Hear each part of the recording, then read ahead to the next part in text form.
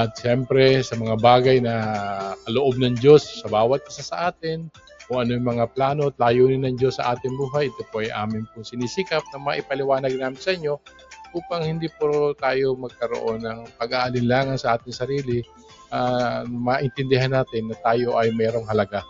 Lahat tayo ay may purpose. Mahal tayo ng Diyos, lahat tayo mahal ng Diyos, ang bawat isa sa atin ay may purpose. Kaya dalangin niyo po palagi sa Panginoon Diyos ay magkaroon ng katuparan ang mga plano at layunin ng Diyos sa atin kung paano tayo tinawag ayon sa kanyang disenyo.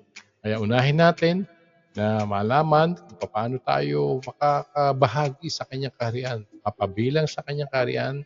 Ito po ay sa pamamagitan ng pamumuhay sa kanyang katuwiran, sa kanyang kaparaanan, upang ang lahat ng ating pangangailangan, no? Hindi lang po sa material na bagay, no? Unahin po natin na tayo mapagkalooban ng gabay ng banal na espiritu dahil yan po ang ating pinaka strong weapon para po mapagtagumpayan natin ang mga gawa ng kaaway at mapagtagumpayan natin ang mga plano at layunin ng Diyos sa ating buhay.